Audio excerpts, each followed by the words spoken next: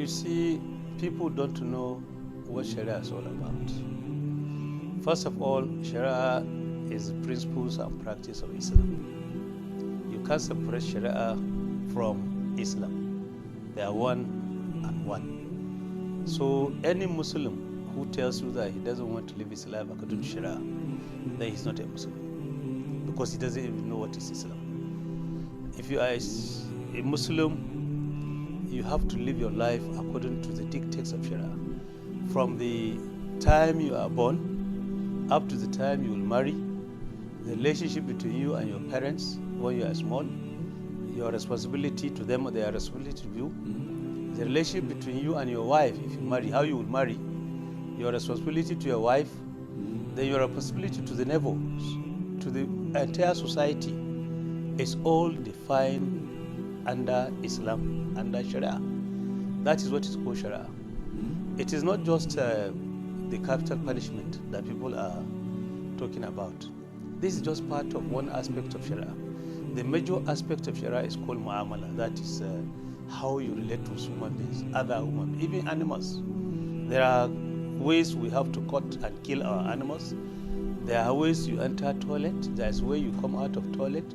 So everything in Islam is defined under Sharia. So it's a code of life for Muslims.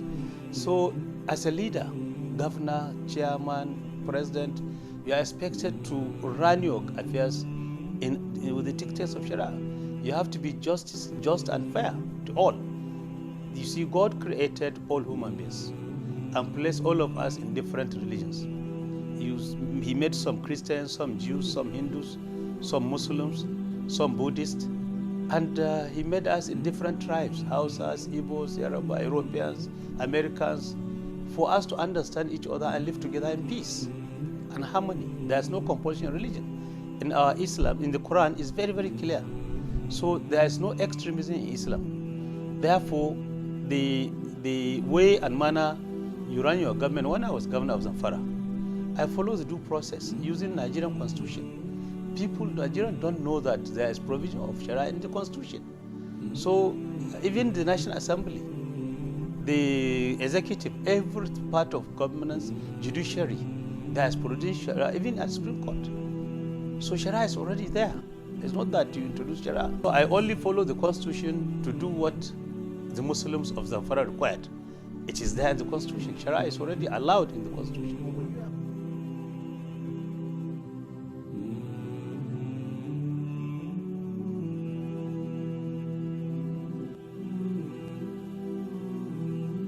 Where was he when the Constitution was promulgated? When was this Constitution promulgated? It's not 1999 Constitution that made the provision alone. From 1960s Constitution of 1959, there were provisions of Sharia. 1970s Constitution. All the constitutions of the Federal Republic of Nigeria have same provision. They have not been reduced. They have not been removed. The only thing you cannot do under the Constitution, Section 38, which provides for freedom of religion, including freedom to change your religion. You cannot say when somebody changes religion, you punish him under Sharia. No. You see, it is very clear that every aspect of Sharia of Muslims is provided for in the Constitution of Nigeria. So as a president, as a governor, as a chairman of local government, in democracy, you must rule according to the Constitution of Nigeria.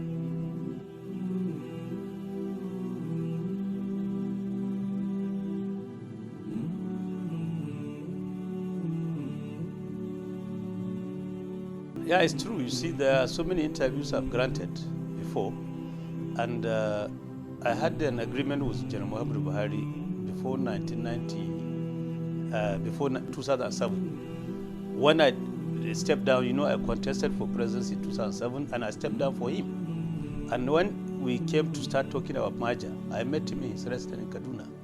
I promised him that during my lifetime, not just 2019, he would never find me contesting against him for any office, not only presidency. So it's an agreement that I had between me, him, and God. But if in event that he said he's not contesting 2019, anytime you will see me contesting, because that office is for every Nigerian who believes he has something to offer for the country.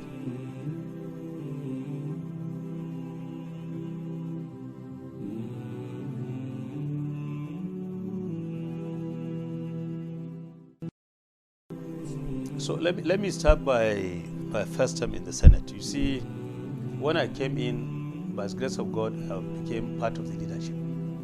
I was elected as minority whip of the Senate.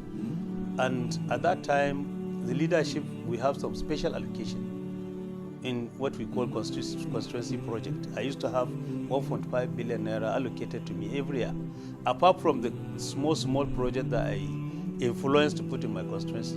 So I've been using that to have projects in the area of education, health, and agriculture in my constituency. Women empowerment, youth empowerment, and so on. Women empowerment, youth empowerment, and so on. So for the first 4 years, for my first 4 years, I did a lot for my constituency. That's why they elected me. I did a lot of schools. In addition to this 1.5 billion that I normally utilize in my constituency, I tried to make sure that major projects of the budgets are also taken to Zamfara State. I didn't see myself as somebody from only Zamfara West Central.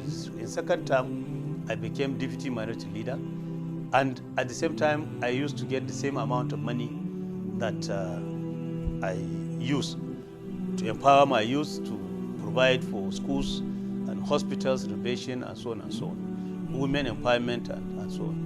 But this third term in the Senate, having been the chairman that coordinated the campaign of the election campaign of our president, dear president, distinguished Senator Abubakar Kula Saraki, when he emerged as the president of the Senate, then of course you know that we supported him, and the way he's leading the Senate, the entire National Assembly, one is united, not only the Senate, and we support him to make sure that you have never seen in this first Senate, the 6th Senate and the 7th Senate were not the same as the current Senate, because there's stability. You can see there has never been any rancor. In previous administration, you see speakers being changed, you see Senate presidents being changed, but you have never had any grumbles. So the stability we have in the Senate, in the National Assembly now, has made it also possible for us to focus more on projects and programs that are targeted at improving the life and living condition of the people. We have a leader who is selfless, and he doesn't think about himself or think about Kwara as a state. He thinks about Nigeria. So we sat together in the National Assembly, not only the Senate, including House of Reps. You find that there are so many bills that have been passed, so many laws passed, and programs of the budget are coordinated. You never had House of Reps, House of Reps or Senate having disagreement over some projects or programs because of that leadership.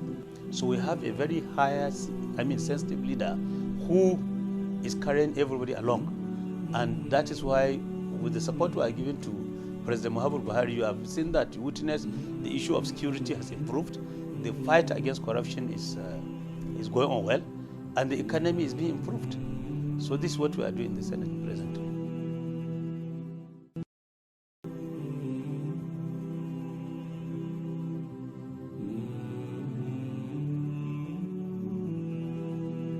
First of all, personally, in the Senate, since I came in, since the election of President Muhammadu Buhari, you have never heard Senator Rima opposing anything that government has brought. We try to make sure that whatever because we know that he has never brought anything that is not in the interest of the country. So we make sure that we support all policies and programs of government, either in the budget or in the medium-term plan of the government, 3-year plans. Normally, they bring medium-term expenditure plan for 3 years, which translate after to annual budget. So we make sure that all policies and programs of the president are supported and approved. So if you look at the 2017 budget, even though initially the performance of the budget was very low, owing to the fact that the budget was passed into law around June, halfway of the year, and it was assented into law by presidents. Procurement processes took longer time, but the president now wants to correct this kind of problem by bringing the budget early. He brought the budget somewhere in November, And we are trying to pass it latest by January, February, so that gradually by 2019 budget, we'll have our budget of the Federal Republic of Nigeria commencing from January 2019. So I assure you, even just last week, the Minister of Finance has announced that she was releasing 750 billion naira capital fund to finance 2017 budget. So I'm sure they are going to do very well. If the budget, 2017 budget, can be implemented between 60 and 70%, that is a very good achievement of the government.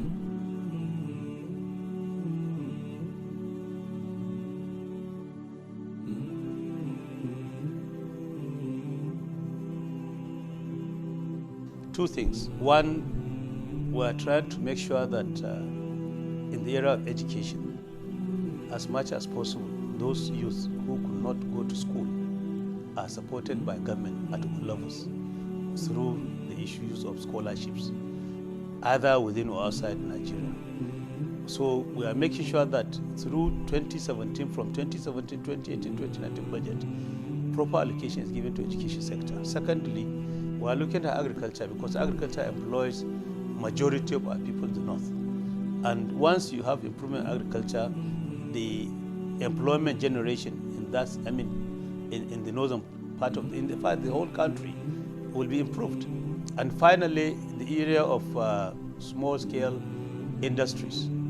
You find that through the issue of central bank providing loans and guarantees to not only agricultural sector, there are so many small-scale agricultural projects coming up, like the rice mills and so on, that the government is doing. So we are using the 2018 budget to ensure that these three sectors, this three area of governance is given proper attention. And I'm sure by the time that we have proper allocation in education, you find all our youth are not only gainfully employed, because just giving education alone will make somebody to have a focus and have direction on self-help, what he can do for himself. Not because if you don't have education, like you said, you find them on streets, begging and so on. So we are trying to use the government policies and programs from 2018 budget as enunciated by Mr. President to ensure that this unemployment menace has been addressed.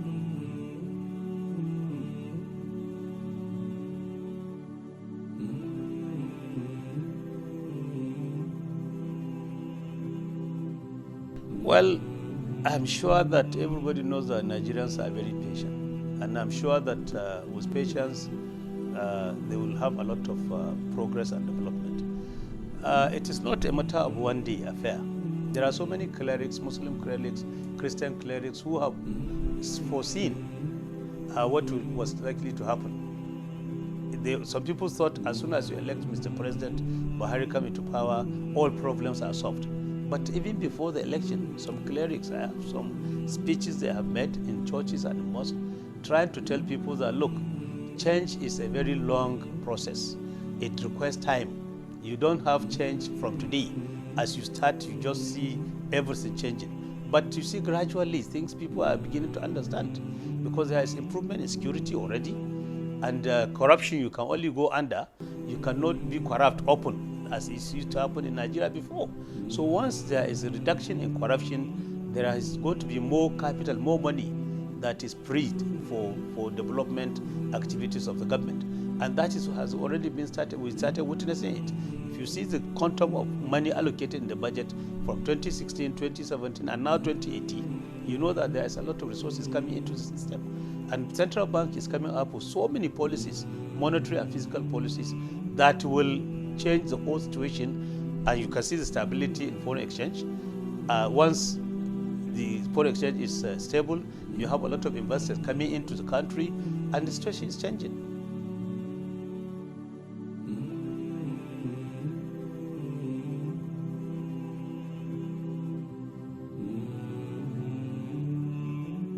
Because some of them don't understand what is Islam. You see, Islam is against extremism. Islam is about moderation. And every good Muslim is a very moderate Muslim. Let me tell you, even the fear of God, Allah subhanahu wa ta'ala say, fear me. But he said to the best of your ability. Itakullah mastada'atum. Even fearing of God, you do it to the best of your ability. So a good Muslim knows that he is not only responsible to Allah subhanahu wa ta'ala, to God, but he's also responsible to other human beings. The Christian, for example, in my state, when we promulgated Sharia, we said this law is only for Muslims. And somebody asked me, what if there's a problem between Muslim and Christian? What happened? So we promulgated another law that if there is a problem between a Muslim and Christian, it is the Christian that will decide which court they should go. And we said even when the Christian decide that they are going to Sharia court, he has to write letter informing the Christian Association of Nigeria, which is the umbrella body of Christian organization, informing them that, look, we have problem with Mr. A, with Mr. Ahmad or Mr. Muhammad or whoever it is, and I chose personally to go to Sharia court. And that has been happening in Zamfara for a very long time. That is why since we started Sharia law in Zamfara, from 1999 to date, there has never been a quarrel, crisis between Muslim and Christian. So therefore, what you need to do as a Muslim is to ensure that you live and let live. Practice your religion to the best of your ability and allow others to practice their own religion. Extremism is never part of Islam. You just expect people to say that, no, you come out and start showing. Whatever you are doing is doing between you and your God. I'm not practicing Islam for people to say, Yarima is a good Muslim. No, I want Allah subhanahu wa ta'ala to know that I am trying my best. And once Allah subhanahu wa ta'ala accepts my deed, alhamdulillah, it's okay for me. So Islam does not allow extremism.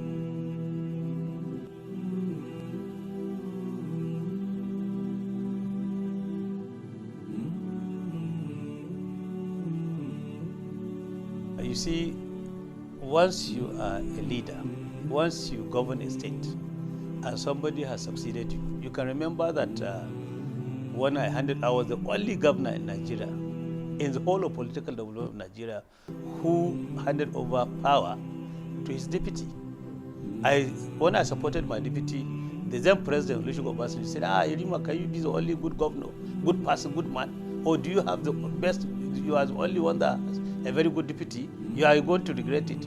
See what is happening between me and my vice, so on and so on. I was the only governor in 2007 that supported his deputy, but we fell apart and had problems like he predicted.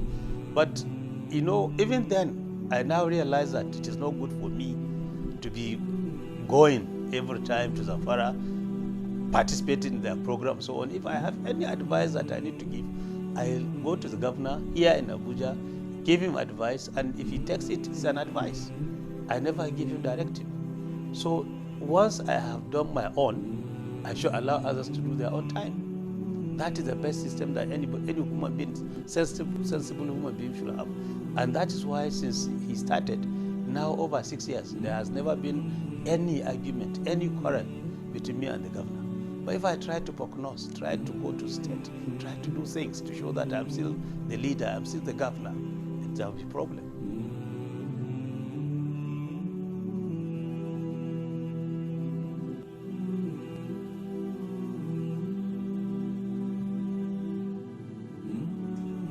The United Nations has spoken. You see, Trump made a statement, a political statement, as a president of a country. The United Nations is a body that coordinates and makes sure that there's peace and stability in the entire world.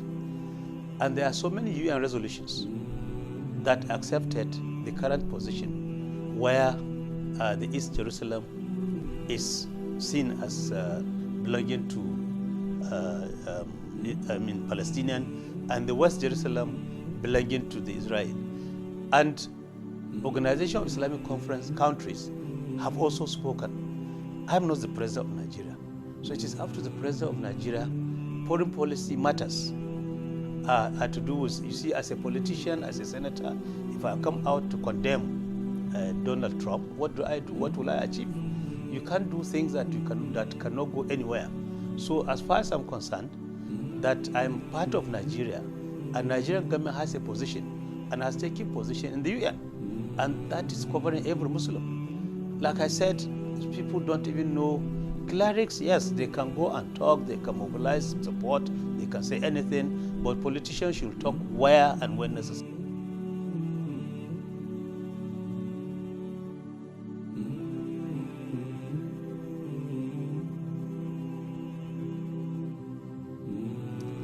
That we should live in peace. God can never make mistake by creating us making us one country, Muslim, Christian, and even those who do not believe in any religion. If somebody is born and brought up in a Muslim family, he should try to be a very good Muslim. If you are a Christian, try to be a good Christian. There is no religion that support extremism. I don't even see. Even in Christianity, I don't hear them doing things that are not supposed to be done. So once we are moderate in our nature, once we are peaceful, we live in peace, live and let live, Nigeria will be a very good home for every one of us.